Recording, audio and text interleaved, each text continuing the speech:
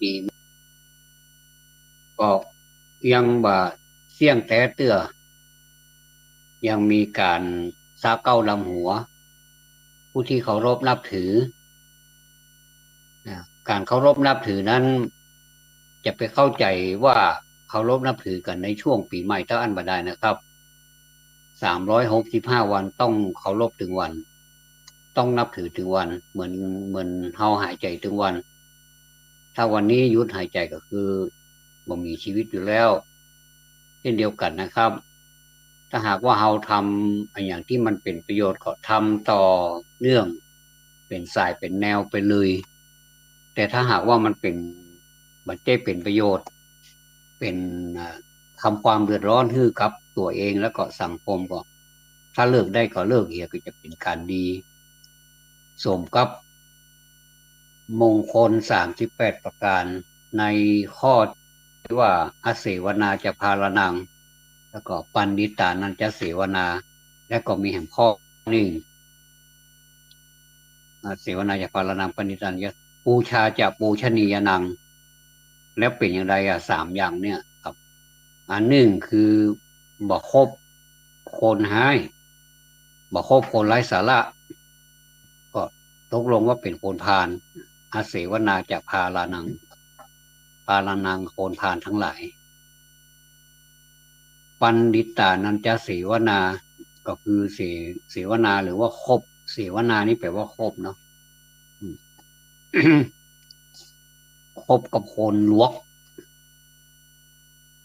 แล้วก็ดีด้วยนะครับไม่ใช่ลวกบดายแต่ก็ลวกต้องมีสาระตัวนะครับถ้าลวกแบบว่าเอาตัวรอดไปเพื่อให้ตัวเก่าได้ดีแล้วก็อยู่ดีมีสุขแค่คนเดียวนอกนั้นนี่จะเป็นเดือดร้อนอย่างเปิ้ลนี่มาสนใจแล้วอีนะถ้าอย่างนี้นี่ก็ถ้าหลีกได้ก็หลีกไปเหียก็เต้ากับเป็นภารานังครับเพราะฉะนั้นบัณฑิตานันจะเสวนานี่จะต้องเป็นบัณฑิตแต่บัณฑิตแปลว่าผู้รู้ผู้ฉลาดแล้วก็ปูชาจะปูชนียนังเป็นข้อที่3ก็คือการเคารพสักการะบูชาบุคคลที่ควรบูชาอย่างเช่นมีคนถามว่าคนที่จากเขาไปแล้วเนี่ยเปิ้นมาหารเฮาแล้วเขาก็มาหารเปิ้นแล้วให้ไปบูชามันเนี่ยอย่างแหมอันนี้ก็เอาตามความเป็นจริงรักถูกต้องว่าคุณงามความดีที่เปิ้นสร้างไว้กับเฮามันก็ต้องควรบูชาและลึกถึงบุญคุณของเปิ้นนะครับว่าเขาก็บ่ได้ไปใจจ่ายอย่างแล้วเพียงแต่ว่าเราบูชาเปิ้นเราระลึกถึงเปิ้นมันก็เป็นสิ่งดีนะครับบ่ได้เสียหายอย่างสักอย่างหนึ่งแต่ตรงกันข้ามถ้าเราไปอ่าดูถูกดูหมิ่นเหยียดหยามคนที่จากไปแล้วเนี่ยมันก็บ่เป็นผลดีกับเราสักอย่างเลยทำให้เรานั้นใจบ่ดีใจบ่ดักแล้วก็ผมมีผมมีภาษิตและคติเตือนใจอยู่ข้อหนึ่งอันนี้น่าสนเฮ้ยอันนี้เข้าท่าดีเนอะมันว่าหาสุขในกองทุกข์ไม่ได้สุขก็บ่นไปหาเย็นในกองไฟเมื่อไม่ได้ก็คร่ำครวญหาสิ่งที่ไม่มีก็แปลกดีมันน่าสวนร่ำไรพิไรหวนหน้าหัวร่อจริงหนอเรานี่นะโอ้เขาท่าเอ้ยนะเขาท่าดีภาษีนี้เขาท่าดีคนเฮานะหาสุขในกองทุกข์มันได้สุขก็จมกันก็มันก็เป็นธรรมดาถ้าหากว่าเฮาต้องการหาความสุขในกองทุกข์เช่นว่าเฮาไฟมันร้อนอยู่เนี่ยนะครับกองไฟมันร้อนแล้วเฮาก็ไปอยู่ใกล้ๆมันนี่เฮาก็รู้สึกว่ามันร้อนอันนี้เป็นห้องเวทนาเกิดเป็นความรู้สึกที่มันร้อนเฮามือเข้าไปใกล้ไปอังมันก็ร้อนทีนี้มันบาดสาใจก็เลยเอามือโงดเลยโงดกองไฟ ปรากฏว่ามือมันก็ไหม้อันนี้เพิ่นฮ้องว่าหาสุขในกองทุกข์ไฟนั่นน่ะมันเหมือนกับความร้อนของทุกข์เมื่อเมื่อไฟเหมือนทุกข์แล้วเฮาไปยุบมันแค่น้อยเดียวบ่ได้มันก็ไหม้มือเฮาละนะครับก็เดียวฮ้องโอ้โหโอยไปบ่ละอันเนี้ยเมื่อบ่ได้ความสุขก็จมปากันจมนะปากันจมเรียบร้อยแล้วก็ไปขอปอนไปขอปอนเปิ้นฮื้อปอนมาก็ยึดถือปอนนั้นว่ามันจะต้องเป็นไปตามปอนนั้นโดยที่บ่ใหญ่หยังสักอย่างนี่นะเปิ้นฮื้อปอนว่าอายุวันโนสุขังพลังอยู่ดีมีสุขเน้ออ่าดันบ่เข้าใจความหมายเพิ่นว่าอยู่ดีมีสุขมันเป็นจังไดอยู่ดีมีสุขอยู่เย็นเป็นสุขโอกรรมบ่เก่านี่มันสุดยอดแต่หนึ่งเพราะว่ามันมันมีความหมายเป็นนัยยะแอบแฝงอยู่ในหั่นความจริงมันก็บอกความหมายอยู่แล้วมันน่าพญาปึกเลยเนาะอยู่ดีมีสุขถ้าเฮาอยู่ดีมันก็มีสุขกะแม่นก็ถ้าเฮาบ่อยู่บ่ดีรู้มันก็มีทุกข์นั่นก็สองอย่างได้ก็ไปมีหยังถ้าอยู่เฉยๆมันก็บ่ทุกข์มันก็บ่สุขมันมันก็บ่เป็นหยังสักอย่างสุขก็บ่สุขทุกข์ก็บ่ทุกข์แล้วมันเป็นอย่างน่ะเป็นบ่เกิงบ่กลางเป็นกึ่งกลางหางแม่นเนี่ยที่เพิ่นว่าอันนี้เพิ่นฮ้องว่าเป็นสุขเวทนาแล้วก็เป็นทุกขเวทนาสุขเวทนาแล้วก็ทุกขเวทนาแล้วก็ไม่ทุกข์แล้วก็ไม่สุขนี่นะเนี่ยมันฮ้องว่าเป็นเวทนาที่บ่บอกว่าเป็นสุขหรือว่าเป็นทุกข์เฉยๆนะมันก็เลยบ่มีหยังมาจมหาเย็นในกองไฟเมื่อมาได้ก็ค่ำควรไฟมันไปเย็นอยู่ไหนนะขนาดแต่ว่าเขา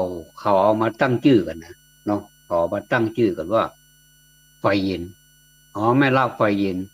ที่เขาอันเล่นกันตะกอนนะตะกอนเป็นละอ่อนนี่เขาจังเล่นกันพระน้อยขโยมมันจังเล่นกันใครเล่นแหงไปหน่อยใจอันอุปกรณ์ในการว่าคนหนึ่งกำลังนอนรับม่วนอยู่เนาะโคนมืดที่มีความสุขดีเนาะกำลังเข้าสู่ภวังค์ก็รับฝันหันขนาดเมื่อวันกับฝันหันเอาอันอุปกรณ์ในการทำฮืดมันฮ้อนนี่เข้าไปใส่ง่ามสุมาเตอเนื้อง่ามตีนแล้วก็ปัดเข้าไปเขาใส่ก็มันไม่ไปก็อดท่อจดหัวมิตีนเปิ้นสุกกองมาเล่นอันนี้เปิ้นเฮาว่าไฟเย็นมันเย็นหรอกแต่ว่าตอนที่มันไฟมันบ่ถึงนั้นมันยังเย็นอยู่หรอกบ่กองไฟเข้าไปถึงแล้วปอดก็ทำโมสังโฆเฮ็ดเด้อมันอย่าวอนน่ะเนาะอันนี้บ่ดีเด้ออันนี้แต่ก่อนเขาจังนิยมเล่นกันเราอ่อนขโยมสมัยแต่ก่อนกันนักแกเหมือนกันนะหาอย่างยักษ์นี่นะแต่ก่อนนี่นะยักษ์เป็นอย่างไรเฮาบ่หันเตื้อแต่ถ้าเห็นน่ากลัวมันถ้าจะยุ่งหยาบถ้าจะวุ่นวายอย่างยักษ์เลยก็เลยมาใส่ชื่อว่าไอ้นี่มันเป็นอะไรมันหาอย่างยักษ์แสดงว่ายักษ์นี่บ่ดีนะเมื่อหาเย็นในกล่องไฟแล้วเมื่อบ่ได้ก็ค่ำควรก็ถ้าหาสิ่งที่บ่มีก็แปลกดีมันน่าสวนก็น่าสวนนี่หมายถึงมันน่ายิ้มน่าไข้หัวมันน่าหัวเราะย่อฮ่าฮ่าฮ่าอย่างนั้นก็เมื่อมันบ่มีแล้วก็มันก็แปลกดีหาสิ่งที่มันบ่มีอย่างเช่นถ้าเราอยากมาเปรียบเทียบกับคนเฮานี่ตัวตนก็มีแล้วก็ตัวของเฮาเนี่ยจะว่าเป็นตัวของเฮาก็บ่ใช่อันนี้มือก็ถ้าตัดออกไปเหี่ยถ้ามันมือมันปุดไปเหี่ยไผว่าไปซ้อหามือละมันก็จะยอมรับสภาพว่ามือมันปุดแล้วก็บ่ต้องเสียเวลาไปซ้อหามือละเพราะมันไม่ใช่มือเฮาแต่ก็บ่ใช่ตาไผมาตัดมือเฮานะอู้ถึงว่าในสิ่งที่มันบ่มีเนี่ยถ้าเฮาไปคร่ำควรหามันน่ะมันก็หน้าไข้หัวอีบ่ได้ บางคนถูกมากถ้าแต่เนอะเกิดมานะมือแบบนี้เนี่ยแล้วไปซ่อหามือคือมันมีมือเหมือนเปิ้นคนอื่นเนี่ยมันก็เป็นไปบ่ได้นอกจากจะมีสตางค์แล้วมาต่อมือเอาแต่อันนี้เมื่อมันบ่มีแล้วก็บ่ต้องไปเสียใจมันก็มันบ่มีใจมืออื่นหรือว่าความสามารถอื่นเข้าไปช่วยก็ได้อยู่ก็อย่างที่เอาหันในสื่อนะโอ้เตือกิ้งกระลุกอ่าอย่างก็เนี่ยกินก็ได้เนี่ยกินก็ได้มีกระตีนเนี่ยมือพุดมดอ่ะมือนี่ใจไปได้เลยนะแล้วบางคนก็ใจปากมือก็กุดตีนก็กุดใจปากเอาบางคนก็มีตีนก็ตีนล้างหน้าเอาตีนเสิร์ฟอาหารมีฮันสปะคือแทนอวัยวะมือไปเลยอันนี้เปิ้นก็บอกวอลลี่สักอย่างอ่ะคือมีเท่าไรก็ใจต้องอั้นนี่เนาะมีบ่มีมือก็จังมันมีตีนก็ยังใจได้อยู่เนาะเอออันนี้แหละท่านผู้ฟังเป็นภาษีและคติที่เตือนใจฝากไว้ตัวในดีทีปีเก่าอธิกันโตปีเก่าได้ล่วงไปแล้วนะปีไม้แก้วพญาวันมีสิ่งหนึ่งที่จะต้องมาอู้จะควรจะอู้ให้หมู่เฮาได้ฟังกันนะครับว่าการ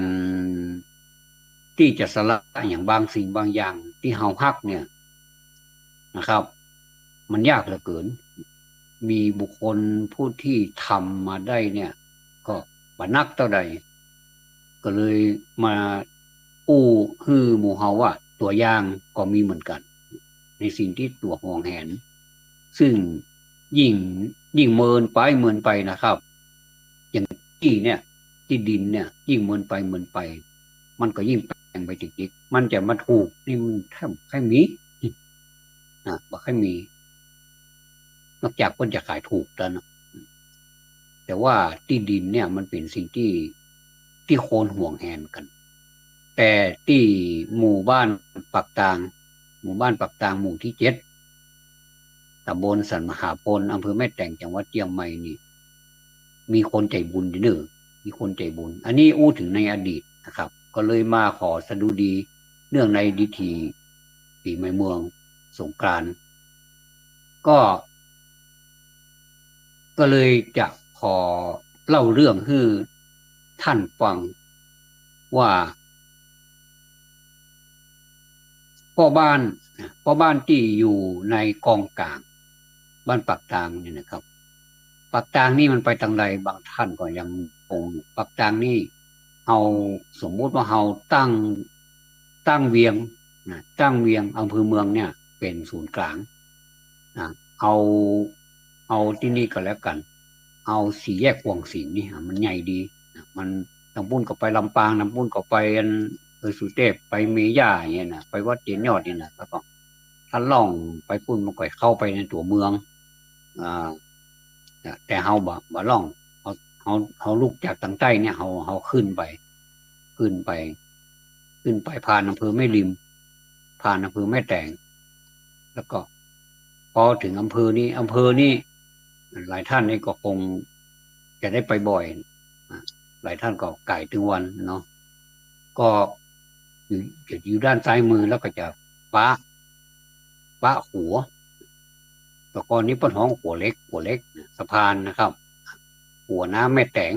จะเป็นหัวมาตรฐานของกรมทางหลวงนะครับ ก็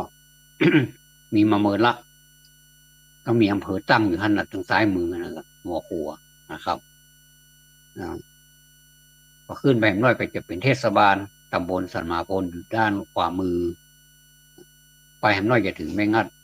ตั้งแต่อันหัวฮะตั้งแต่อำเภอฮะเอาเป็นว่าแถวนั้นอาจจะเป็นหมู่บ้านปักตางตั้งเทศบาลตำบลสมาพลนั่นจะเป็นบ้านปักตางหมู่ที่7หมดนะครับขึ้นไปถ้าขึ้นไปตรงโรงพยาบาลองยาแม่แตงตำปุ้นก็จะติดตำบลนี้ได้ขินไปเลยครับเอาบอกไปแล้วตำปุ้นเอามาตรงเพก็เลยเขื่อนแม่งัดมาหน่อย เลยปักตังเขื่อนแม่งัดมาหน่อยแถวนั้นจะเป็นบ้านปักตังหมดเลยนะครับผู้หนักไปจุแผ่วันตางที่จะขึ้นไปปังกว้างหนองเพิ่งปังกว้างนะตับเรืออย่างไปกุละไปจังดาวละเอาอู้ถึงบ้านปักตังมันจะเป็นซอยที่16นะซอยตำบลสันมหาพลซอยเทศบาลตำบลสันมหาพล16นะครับซ้ายมือฮะนะจะมีร้านค้าแถวนั้นหลายกะหลายร้านเหมือนกันนะครับเลี้ยวซ้ายลงไปเลยก็จะไปปะกองกลางเข้าไปจะเข้าไปที่ติ๊กก็จะมี3 แยกเลี้ยวซ้ายก็จะไปวัดไตรใหญ่วัดติยสถานอันนี้จะมีหัวหนึ่งอันนี้เป็นขัวของไม่ใช่ของกรมทางหลวงเป็นแห่งหน่วยงานหนึ่งนะครับซึ่งขณะนี้ขัวนั่นมันลุนะมัน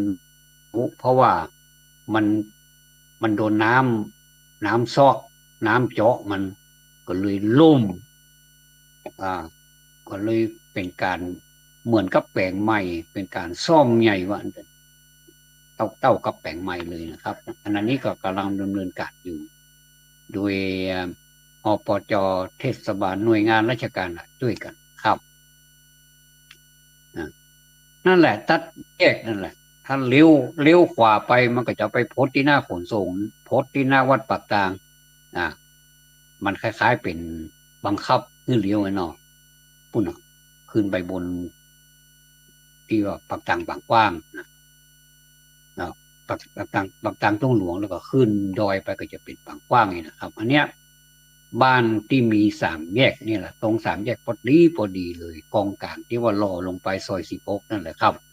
อันนี้จะมีหอปอบ้านอยู่ที่หั่นอาจจะมีต้นบะมื่นต้นหนึ่งใหญ่ร่มคืมโอ้อายุเหมือนนักแก่แล้วนะครับทีนี้ผมจะขอเริ่มเรื่องเลยว่าอนุสนธิในการที่มีป้อบ้านอยู่ตรงนี้เนี่ยมันมีที่มาเพราะว่ามันมีเจ้าของ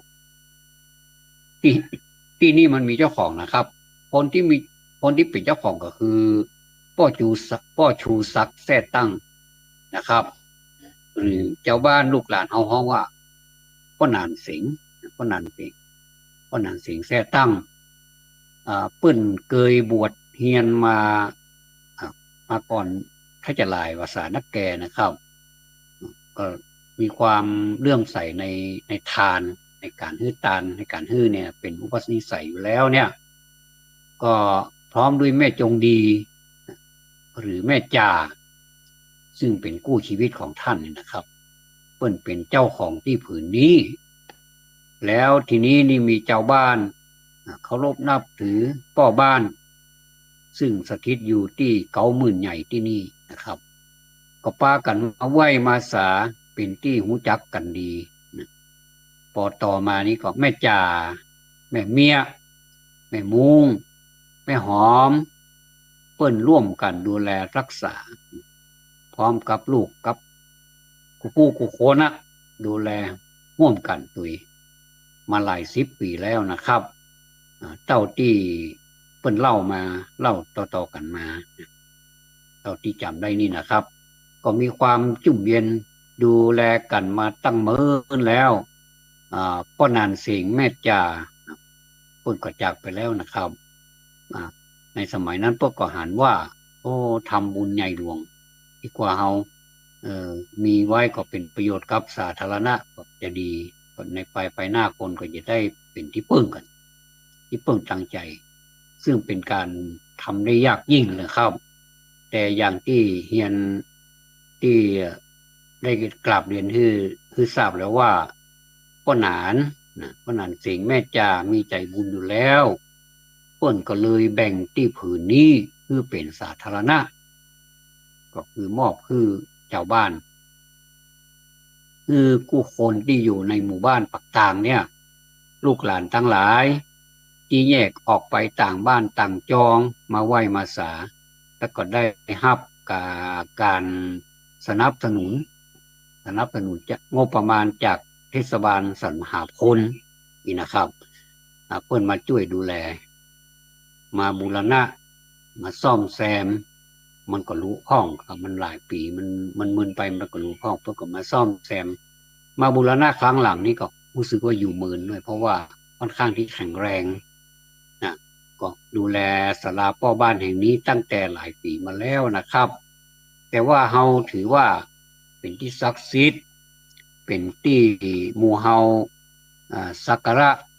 ก็ขอกราบขอบพระคุณบรรพบุรุษที่เปิ้นเอื้อเฟื้อนะครับเอื้อเฟื้อ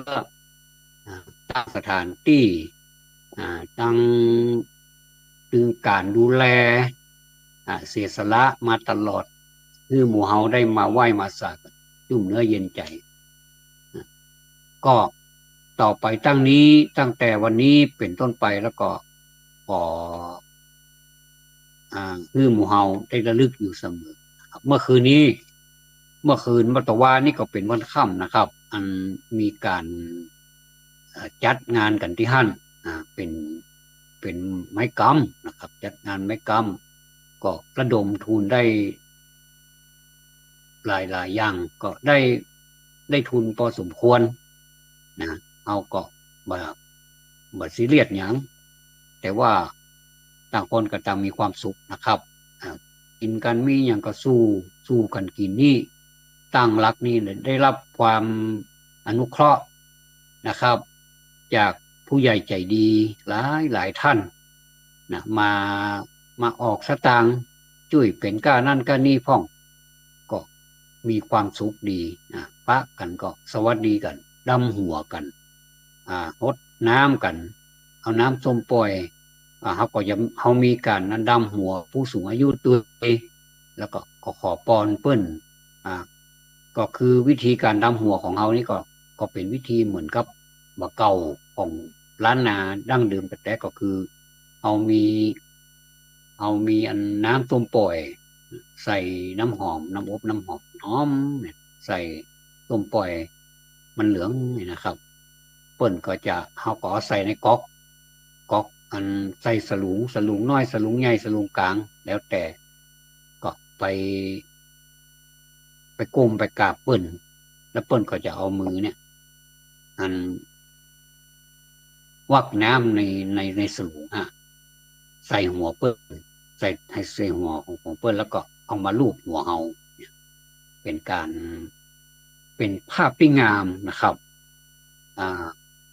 เฮาบ่นิยมบ้านเฮาบ่นิยมเอาไปโหดมือแต่ว่ามันก็แล้วแต่อันฮีดฮอยของเปิ้นประเพณีของเปิ้นแต่ของเฮานี่นิยมอย่างที่ผมเคยอู้มาแล้วแต่ก่อนนี่ถ้าเฮาไปดำหัวพ่อเฒ่าไม่เฒ่าหรือพ่ออุ้ยไม่อุ้ยพ่อแม่เฮาเนี่ยเฮาก็จะเอาก๊อกน้อยๆก๊อกสลุงน้อยๆน่ะเอาใส่ในโควตาลของเฮาน่ะเอาใส่ไปตัวมีข้าวตอกดอกไม้ใส่ไปตัวมีสตางค์มีของกินของไหว้อย่างโอ้เข้าแคบเข้าแตนเข้าเข้าเกียบเขาเอาให้แท้ๆแล้วก็อันอย่างก็อ่าบะผางนี่เอาใส่ฉลอมมันน้อยๆนะงามันเปิดเอาใส่นะห้องงามเดี๋ยวนี้ปักไข่หั่นแล้วแต่เดี๋ยวนี้มันจะเป็นถุงส่วนมากมันจะเป็นถุงใส่ถุงพลาสติกแล้วก็เอายางฮัดเนี่ยเอาหนังวองฮัดเนี่ยแต่สมัยก่อนนี่มันใจอีกมันจะเป็นฉลอมเปิดเอาใส่เข้าไปนะเอาเรียงกันเข้าไปนะงามมันเป็นหน้าบะผางมันกำลังเหลืองพอดีมันกำลังสุกพอดีมันก็มาตันกันพอดีเนาะมันจะมาสุกกับเนี่ยในช่วงของเมษาเนี่ยปลายมีนาก็ปดโทษเริ่มอย่างนั้นแล้วหรอกบกกองวันพญาวันปดโทษมันดึงเต็มที่มีก็บอกผางก็ลำดีนะครับอันนี้ไปอู้เรื่องบอกผางให้แล้วเนี่ยก็เลยว่าเฮาก็จุ่มเนื้อเจนใจเฮาต่อไปตั้งแต่วันนี้แล้วก็วันไปหน้าสืบต่อกันไปก็ขอให้หมอเฮาทั้งหลายนะครับอยู่ร่มเย็นเป็นสุขอย่างที่ว่าตะกี้นะร่มเย็นเป็นสุขอยู่ดีมีสุขหิมากาขึ้นนี่นะเขาสอบขนาดกรรมนี่นะเนาะกรรม3 กรรมนี่อยู่ดีมีสุขร่มเย็นเป็นสุขหิมากาขึ้นนี่นะมั่งมุนตุ่นเต้าไว้นะพ่อท่อก็ได้ขนาดเลยเอาไปทับคนเฒ่าคนแก่เปิ้น ปันป่านอย่างนี้เนี่ยโอนคิงลูกใครให้มันมีบัดเดียวเนี่ยยังมีเตื้อเขาต้องใจแหงเอาไปซ่อหามาดื้ออ่าแล้วก็ที่มากาขึ้นไปทางใดก็ขอให้ปลอดภัยอยู่ดีมีสุขได้ฟังแหมก้าวไว้มันเป็นอย่างเตื้อว่ากันลำพังก็ว่าได้มันเป็นอย่างมั่งมุงจุนเต้าอันนี้ก็ว่าแหมละตึงตัวเก่าแล้วก็ตึงครอบครัวญาติมิตรวงศาต่อไปหน้านึกส่วนคุณล้านอันนี้ชื่อเล่นเพิ่นเนาะคุณล้านก็เป็นหลานแม่จ่าแม่น้อยนงรักแม่อ้อยเตือนใจอ่ตั้งสายกองกลางนี่ก็ส่วนใหญ่แล้วก็เพื่อนจะมากันที่นี่หมดเลยนะครับลูกหลานก็น่าจื่นตาบานก็เลยหันว่าเป็นสิ่งที่ดีบ่ได้เจาะจงว่าเป็นไผมาจากไหนทางใดก็มาไหว้มาสาได้เพื่อเพื่อคนอื่นเพื่อบ้านอื่นเพิ่นมาเลยนะเฮาก็ยินดีต้อนรับนะครับ Welcome to ปักตางกองกลางสันมหาพลซับดิสตริกนะครับบ่ได้เจาะจงว่าเป็นไผเพื่อสืบต่อลูกหลานให้กู้คนหูหันว่าเป็นสิ่งที่ดีที่เฮากราบไหว้บูชากันที่ทำสืบต่อกันมาด้วยความเลื่อมใสคือปกครองบ้านปกครองเมืองคือปกครองบ้านปักตางหมู่7นี้คืออยู่ร่มเย็นเป็นสุขดูแลทางด้านจิตใจตัวเองหมู่เฮาไปมาก็มาไหว้มาสานะครับโดยเฉพาะอย่างยิ่งคุณล้านเนี่ยร้านนี้ชื่อจริงชื่อพารุณีนะครับพารุณีพอสำเภาสละอานี่นะครับพารุณีบุญสำเร็จเป็นผู้ที่อยู่ใกล้ที่สุดสืบทอดตึงวัฒนธรรมตัวเองสืบทอดตึงสายใยตัวเองช่วยดูแลตึงวันนี้ก็มีถึงวันนี้นะกู้วันนี้เนาะกู้วันนี้ก็มีตาดำวงตาคำแล้วก็คารุณีบุญสำเร็จที่อยู่ใกล้ๆเนี่ยมาพ่อมาก่อยดูแลที่บ่มีไผมาบ่ใจวันสำคัญเปิ้นก็พ่อก็คอยถึงวันนะครับเพื่อช่วยปรับหรือรักษาทัศนียภาพสถานที่แห่งนี้คือดูร่มรื่นแจ่มใสน่าอยู่นะขอให้บุญรักษาทุกท่านเป็นที่ฮักของมนุษย์และก็เทวดาทั้งหลายครับอันนี้ก็เป็นเรื่องราวของคนที่เสียสละยังมีอยู่นะครับคนเฮาในสังคมนี้ยังมีคนดีอยู่จัดนักแต่เพียงแต่ว่าคนดีนี่ส่วนมากเพิ่นจะสอนพระพุทธเจ้าเพิ่นสอนว่าถึงแม้ว่าจะทำดีในที่รับที่โพลมหันแต่ว่าถ้าทำดีแล้วก็ถือว่าเป็นดีตรงกันข้ามเหมือนกันถ้าทำชั่วแล้วโพลมหันก็ถือว่าเป็นการทำชั่วเพราะว่าอย่างน้อยที่สุดตัวเก่าก็หันไปทางใดก็บ่ม่วนใจหัวพ้นจับได้อย่างเงี้ยก็ถือว่าเป็นความชั่วอันคนดีทำยากแต่ความดีอันคนชั่วทำยากและก็แถมอย่างหนึ่งความดีอันคนดีทำง่ายความชั่วอันคนชั่วทำง่ายนะครับอันนี้เป็นภาษีของพระพุทธเจ้าออกจากพระโอษฐ์นะครับท่านตรัสอย่างนี้จริงๆดังนั้นนะครับตะวันนี้ก็ได้ร่วมกิจกรรมมัดมือมัดอย่างก็มีกิจกรรมแล้วก็ได้ก็อันนี้เขาก็บ่ได้เจาะจงนะครับว่าคนที่มามัดมือนั่นนะผมเองก็มีกิจกรรมเข้าไปเสริมช่วยตัวเองบอกว่าถ้ามันเกิดรายได้อย่างไรก็จะมอบเพื่อเป็นทุนในการดูแลศาลาพ่อบ้านนี่ไปเลยอาจจะได้ซื้อได้เพราะว่าของจริงใจไม่ซอยอย่างเวลามันมึนไปมันเนิ่นนานมันก็ใจมันก็ชำรุดแล้วก็ในที่สุดมันก็ใจบ่ได้มันก็ต้องซื้อหามาใหม่นี่นะครับก็ถือว่าได้ร่วมไปตัวเองก็พอดีก็มีคนที่เปิ้นมามัดมือเปิ้นก็หอมไปตัวเองก็แล้วแต่นะครับปรากฏว่าได้340ก็เลยเอามอบคือคารุณีบุญสำเร็จไปเลย ผู้ดูแลซึ่งเป็นลูกหลานแท้ๆแล้วก็เป็นผู้รักษาสมบัติของส่วนรวมนี้เอาไว้นะครับก็ขออนุโมทนาทุกท่านนะครับบอกว่าท่านจะมาเป็นห้องว่าผ้าเจ็ดสีผ้าเจ็ดสีที่เอามามัดอันไม้กำอันนี้ก็มีการบูชาถือว่าเป็นการบูชาเนาะบูชาบางท่านก็บูชาไป2 ผืน 3 ผืนบางท่านก็เหมาไปเลย7 ผืน 7 สีเพื่อที่จะเอาไปมัดโอบ90,000ก็เลยบูชาไปเลยเหมาไปเลย70 บาทถ้าเป็นผืนเดียวก็10 บาทก็ได้สตางค์ตะวานี่เหมือนกับผ่านว่าเพิ่นแจ้งในไลน์บอกว่าได้3 ปันก็ถือว่าใจได้นะครับ แล้วก็กินกันอย่างอิ่มมีพีมันบุญก็ได้ไส้ก็เต็มมีการเอาดนตรีเอาเครื่องเสียงมาห้องเพลงกันเปิดเพลงกันดังสนั่นหวั่นไหวพ่อปู่ให้มีความสุขเหมือนกันเนาะหรือว่ารำคาญก็บอกฮู้เนาะก็บอกฮู้ได้แต่ว่าคิดว่าเมื่อมนุษย์มีความสุขแล้วเทวดาก็ย่อมจะมีความสุขด้วยก็ขอให้มนุษย์และก็เทวดาทั้งหลายรักษาท่านรวมไปถึงขอเพื่อแผ่บ่มีการเจาะจงนะครับว่าใครก็ได้ที่เป็นมนุษย์เหมือนกันนี่ก็ขอให้เพิ่นมีความสุขอย่ามีเวรต่อกันและกันเลยจงเป็นสุขเถิดอย่าได้เบียดเบียนซึ่งกันและกันเลยจงเป็นสุขเถิดอย่ามีความทุกข์กายทุกข์ใจเลยแล้วก็รักษาตนให้พ้นจากทุกภัยทั้งสิ้นเถิดครับก็ถือว่าได้ทำหน้าที่ของภัยของมันไปแล้วผมก็ทำหน้าที่กล่าวสักการะบูชาแล้วก็อวยพรให้หมู่เดียวกัน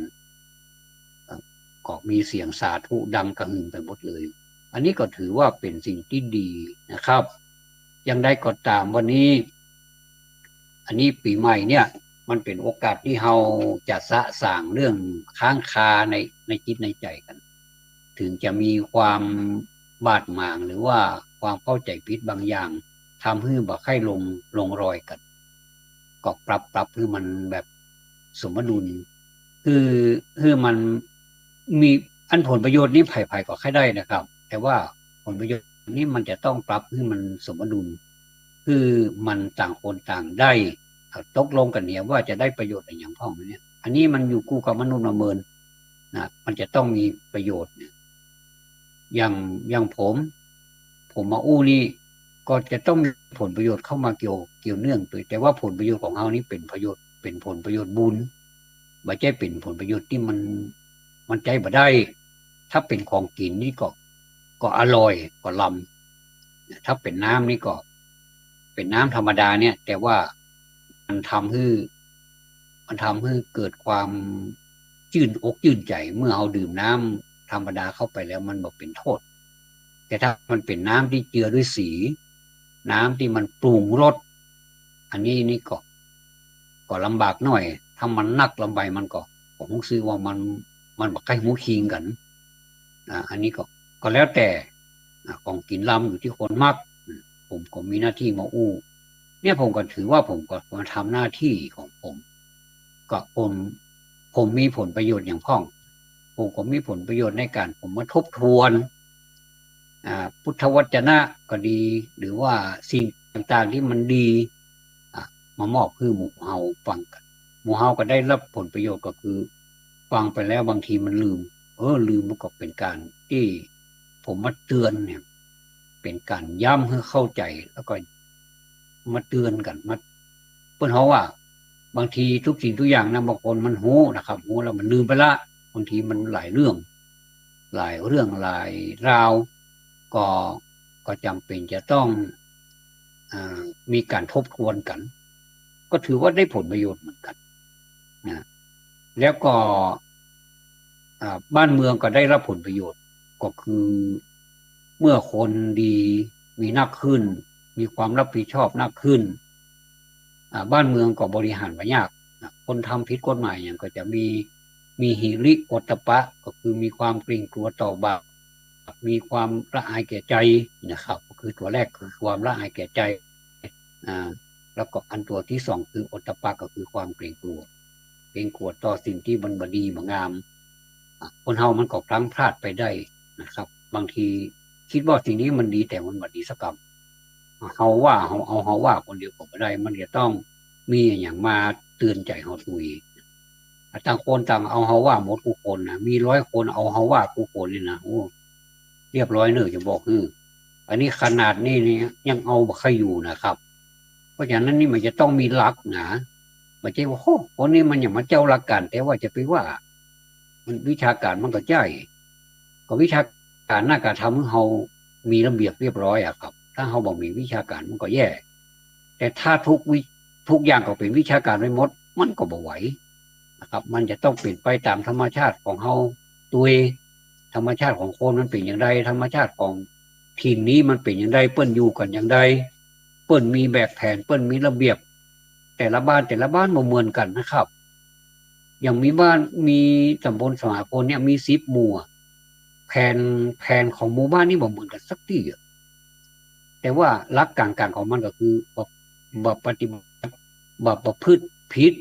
ในสิ่งที่มันบ่ค่อยดีค่อยงามเนี่ยเพราะว่าเปิ้นฮื้อสิทธิ์เฮานี่เต็มที่แล้วนะครับอันยังก็ตามไม่ผิดกฎหมายอันยังก็ทำได้แต่ว่าเขาต้องมีสำนึกในใจคนเดียวว่าเปิ้นฮื้ออิสระเฮาละถ้ามันเลยเถิดไปนี่เฮาก็มีอย่างมาดึงไว้เห็นน้อยได้นะเหมือนที่ว่าโหเอาจนซีเรียสแล้วจนเครียดดิ้นไปทางใดก็บ่ได้นี่ไม่ใช่นะครับมันจะต้องดิ้นได้มันจะต้องมีตีนมีนี่ก็ต้องเตวไปได้โล่นได้ย่างได้มีก้นก็เอาไว้นั่งมีมือเอาไว้เนี่ยการมีปากเอาไว้กินไว้ปากมีดังเอาไว้หายใจอย่างเงี้ยมันทำหน้าที่ของแต่ละอย่างเพราะฉะนั้นองค์คาพยพในสังคมเนี่ยมันจะต้องเป็นไปด้วยความยุติธรรมนะครับไม่ใช่เอาใจพวกเขาว่ามันจังผมมีเหมือนกันนะครับรู้สึกหลงกับเก่าในบางครั้งที่ผ่านมานะหลงกับเก่าวาดกับเก่านี่ดีอย่างนั้นดีอย่างนี้แล้วอย่างอื่นนี่มันบ่ดีแต่ความจริงแล้วเอามาหันสัจธรรมว่าในดีมันก็มีเสียในเสียมันก็มีดีเหมือนกันอย่างแอปเปิลในสวนบ้านผมเขาเนี่ยพอทั้งนอกมันนะใส่ยงนะมันตกโบกตกบ้านนะมันแตกผมไปแกะพอมันแบบมาเป็นหน้าดีกินมันแบบเป็นดีเปิ้งมันเลยบอิ่มต้องซ้ำวัสกรรมเอาขว้างให้แสบอันนี้เปิ้นมองว่าในดีมันมีเสียทั้งนอกมันหาดีแต่ทั้งนอกก็จัดเหมาะแต่ทั้งในมันเสียหมดกินมาได้ก็เลยเสียผลประโยชน์ไปเลยใครที่ได้ผลประโยชน์ก็นกนะนกมันกินมันซับมันก็กินน้อยมันก็ไปให้แสบจับมันบอกกินเสี่ยงมันกินสโลสละแสดงว่านกมันมีความรับผิดชอบมันจะไปหูอย่างมันเป็นสัตว์แต่ในขณะที่คนนั้นเนี่ยที่มันเปิ่นมาสอนกันแวบๆเนี่ยตุเจ้าเตะให้คนฟังมันจะเตะให้นกให้หนูฟังซะอย่างไปงานศพหรือว่าอันจะเตะให้ศพฟังไม่เลยมันจะไปหูเรื่องอะไรอย่างขนาดจักพอมันไปทางใดจะแยกส่วนอย่างมันก็ได้บอกไม่โทรว่าเขายอกบางที่ในหันเพิ่นเอามีดมาซับแล้วหมดเผาเป็นกระดูกกระเดี่ยวมันเริ่มเป็นเท่าเป็นทานไปหมดแล้วมันจะมีประโยชน์อย่างแสดงว่ามันจะมีประโยชน์ตอนที่เป็นโคนอยู่แต่ว่าเมื่อเป็นโคนอยู่เนี่ยก็ไม่ใช่ว่าสักแต่ว่าเป็นโคนแล้วมันมีประโยชน์ปัจจัยเขาจะต้องทำนะครับเขาจะต้องเนี่ยกับมือเขาเนี่ย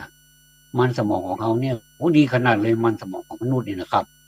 โอ้ตามที่ได้ศึกษามันเนี่ยมันสมองมนุษย์นี่มันเยี่ยมจริงๆบอกว่าจะอย่างในโลกนี้มันอย่างมาสำเร็จไปหมด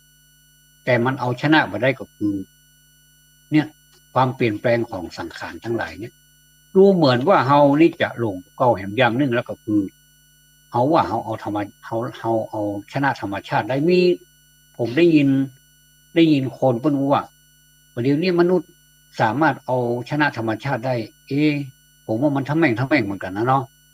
แต่เขาก็ตุ้ยขึ้นไปเอาก็แต่เฮ้ยเอาชนะธรรมชาติได้บางอย่างแต่มันก็ไปอยู่เมินน่ะอ่ะสมมุติว่าเขารอดพ้นมาได้ อืม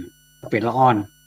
เอาเป็นหน้าอ่อนหน้าใสเนาะเป็นหนุ่มเป็นสาวหน้าใสโอ้หมดใสใบหน้าแต่อะพอไปถึงกลางโคนน่ะหน้าใสๆนั่นก็เปลี่ยนเริ่มเปลี่ยน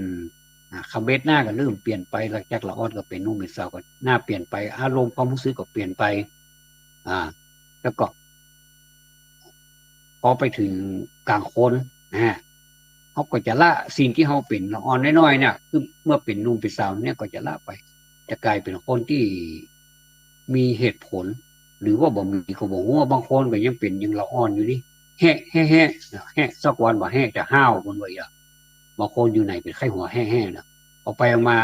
เขาก็เลยใส่ฉายามันเลยว่าผีบ้ามันมาได้นะคนเฮานี่มันต้องแบบว่ามันต้องวางตัวให้มันผูกกาลเทศะเรียกว่าอันยังก็เป็นอารมณ์ดีไปหมดอันยังก็เป็นอารมณ์บูดไปหมดมันบูดก็บูดได้มันดีก็ดีได้เวลาบูดเวลาเงี่ยมเวลาแบบเหี่ยวก็เหี่ยวไปเหมือนกับเขาขับรถนะกะรถถนนโล่งมันจะตายครับสาวอย่างมันลำบากมันลำคาญไว้เนาะเอออย่างรถยนต์เนี่ยโอ้รถเครื่องเนี่ยกำดีๆเนอะมิดสาวเนี่ยโอ้เตียวไปดีกว่าก็อย่ามันก็คนเฮาอ่ะมันจะต้องรู้จักกาลเทศะว่ากาลเทศะนั้นมันเป็นอย่างอ่กาละคือเวลาเทศะคือสถานที่อย่างเฮาเป็นครูบาอาจารย์อยากเขาไปเล่นแห้งๆกับละอ่อนก็เดียวละอ่อนก็ยุบหัวเฮามันก็เต้ากันในหมดละบ่ใช่ว่ายิงบ่ใช่ว่าเอ็นนะวางตัวแต่ก็อารมณ์ดีรู้จักตักตายบอกเป็นใบนะตักทายอัธยาศัยดูจากดวงตาพอในตาหันเป็นมีดกอนี่นะมันก็มันก็มีความสุขนะบ่ใช่ว่าหันเปิ้นแต่งหน้าซื่อหาว่าเปิ้นเครียดหาว่าเปิ้นเอ็นเปิ้นวางตัวเปิ้นบอกอู้กับไผบ่เข้ากับสังคมอันนี้ก็เข้าใจผิดมันจะต้องพอกาลเทศะหรือว่าไผเป็นไผทำหน้าที่อย่างอย่างทุกเจ้าเฮาเปิ้นนิมนต์มาอ่ะทุกเจ้ามายกเยไข้หัวค่าอ่ะคือในที่นิมนต์กิจนิมนต์มันจะต้องสำรวมอย่างอันนี้เขาสังเกตพอทุกเจ้านี่เป็นตัวอย่างได้เพื่อนจะนั่งสำรวมนั่งเวลาปั่นอย่างเป็นห้องว่าอนุโมทนาเนาะหมายความว่าปั่นปอนนั่นน่ะปั่นปอนหมู่เนี่ยจะมีพระที่ที่เป็นประธานเนี่ยประกอบจะยะถาวาริวหาประกองมณิโชติระโสยะถารูปที่สองรับสัพพีติโยเนี่ยอันเนี้ยกระหึ่มอันเนี้ยเป็นที่มาของคำว่าสุขาสังคัสสะสามัคคีความพร้อมเพรียงทำให้เกิดความสุขนอกจากเกิดความสุขแล้วเกิดเกิดสันติสุขในตัวเองเกิดเกิดอย่างอื่นในตัวเองเกิดความสามัคคีเกิดความรวมตัวกันเป็นน้ำหนึ่งใจเดียวกันเป็นไปในทางเดียวกันอันนี้เปิ้นของว่าเอาทุกเจ้าเป็นตัวอย่างครับผมว่าเปิ้นจะสวดอย่างอ่ะคือนะโมตัสสะแล้วกันเดียวถ้าทางบ้านเฮานี่จะเป็นทำนองม้าย่ำไฟอดโทมันหนึ่งใส่สนันปันปืนน่ะคือชนิดที่ว่าถ้าเป็นสังโยกนี่บทหนึ่งยังไม่จบเดี๋ยวเฮาได้ไป3 บทพุ่นละอีเตอก็คืออันหนึ่งก้อยๆไปแต่อันหนึ่งมันแต่ฮ้อนฟังไปก็โล่นเฮาอิดพ่องแต่ว่าเฮาเคยกันเห็นแล้วแล้วศรัทธาญาติโยมบางคนบ่เข้าใจว่าตั้งประเพณีนี้เปิ้นอย่างนี้อีนี่ไอ้หยังปดโทกสวดไอ้หยังรูปๆบ่ฮู้เรื่องอย่างแต่ถ้าเฮาฮู้นะเฮาฟังเฮาก็ฮู้เฮาฟังเฮาก็ฮู้คนบ้านบางคนนี่ก็พอทุกเจ้าสวดก็สวดไปตุยเนี่ยอันถามว่าถ้าญาติโยมสวดไปตุยทุกเจ้าเนี่ยมันจะผิดก่อผมว่าสำดีผมค่ายเฮือคนดึงมดที่มาร่วมพิธีน่ะสวดกระหึ่มไปเลยมันจะม่วนมกใดกับผมม่วนท่านผู้ฟังครับมาอู้นี่จับนี่พอดีนะคุณว่าการสวดเนี่ยถ้าเฮานั่งสมาธิบ่ได้นะเฮาสวดแตนเตอะเฮาต้องไปนั่งมาละเรื่องเฮานั่งสมาธินะก็อย่างที่เฮาหูนะเนาะยิ่งเป็นงานที่มันแบบเศร้าโศกมีคนนักกำลังทำกับข้าวกับปลากำลังยกอันนั้นอันนี้มาตำมาสู่แขกอู้กันอุ่นเนี่ย แล้วมานั่งสมาธิยังมันจะได้สมาธิวะผมว่าสู้เฮาสวดกว่านี้มันดังดีแล้วเผลอๆนะเสียงดังของเฮาเนี่ยมันไปกบเสียงหมู่ที่มันดังคิงคิงค้องค้องไข้หัวสนั่นเปิ้นปืนบนน่ะก็คืออย่างอี้นี่จะสู้กันได้แต่เนี่ยเฮามานั่งสมาธินี่นะครับผมว่ามันสู้กันได้ตาเตอะ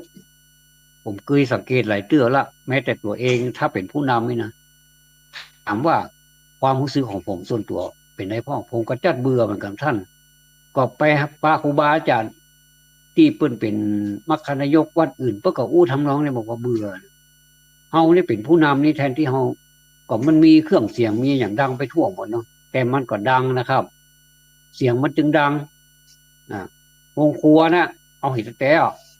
วงครัวนะผมว่ามันเพิ่นมีกิจกรรมอย่างประล่ำประเหลือโบขอเวลาสัก3 นาทีอะไรบางทีก็บ่ถึง1 นาทีนี่ก็ดูละก็ยังดังอยู่นะครับอันนี้เขาก็เป็นดีอินดูคนตั้งอกตั้งใจแต่บางคนก็เงียบบนบ้านหาเงียบนะครับบนบ้านแล้วก็แถวบริเวณบ้านในลานบ้านที่เปิ่นตั้งโต๊ะตั้งเก้าอี้อย่างก็เงียบแต่มันจะมีคนอยู่กลุ่มหนึ่งที่บ่เงียบผมก็บอกเข้าใจว่าคนกลุ่มนี้มีลิขสิทธิ์เองเป็นส่วนตัวกาถึงไปรบกวนคนที่เปิ่นกำลังบำเพ็ญกุศลกันนี่อันนี้ผมแค่ถามซื่อๆไม่ได้อันที่ผมถามนี่หมายถึงว่าคนอื่นเปิ่นฝากมาบอกผมเนี่ยฝากผมมาบอกว่าถ้าเป็นไปได้ผมก็ไม่อยากจะขึ้นอย่างนักนะก็เลยนั่งให้มันเป็นพิธีอะไรปะเดี๋ยวก็คนนับสังเกตพอว่าเฮามานำแล้วเขาก็ว่ายากเหมือนเปิ้นจะต้องมีการนั่งสมาธิแต่ถามว่าความเป็นจริงของมันมีความสุขก่อนมีความสุขเลยแล้วคุณจะพุทโธได้อย่างไรมารบกวนหมดอย่างเงี้ยมันจะต้องเงียบนะครับเอาจริงๆแล้วก็บุคลากรบางท่านเนี่ยนะครับอย่างบัณฑิตบางคนผมก็บอกขอชื่อละบอกก็ผมอู้นี่ท่านก็จะห่อทันทีเลยนะครับคนว่าคนใดอู้ควรท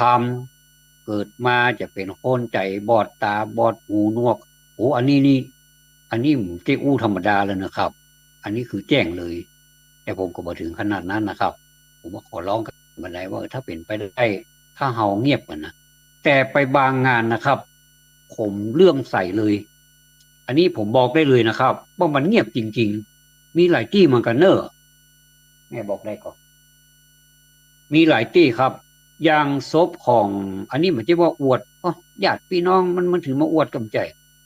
ศพแม่น้อยแม่คำน้อยเฉาทุลีซึ่งท่านได้จากไปเมื่อประเมินมานี้เวลาอันนั้นผมก็ไปเปลี่ยนอาจารย์ไปเป็นมัคคณายกบอกกองผมกล่าวก่อนที่จะนั่งสมาธิเนี่ยกล่าวถึงอานิสงส์ของมันแล้วก็กล่าววัตถุประสงค์ของการนั่งสมาธินี้คนปากันเงียบหมดผมว่า เอาบริหารจิตด้วยการนั่งสมาธิเพื่ออุทิศกรปนาเป็นผลเนี่ยไปหาแม่คำน้อยชาวทุลีปรากฏว่าผมบอกว่าเริ่มหน้าบัดนี้เงียบแต่ครับผมคนทิ้งลูกเลยว่าอันนี้อันนี้แม่อันคำน้อยเปิ้นมาโดนใจเฮากะก็บัดใจนะครับมันเป็น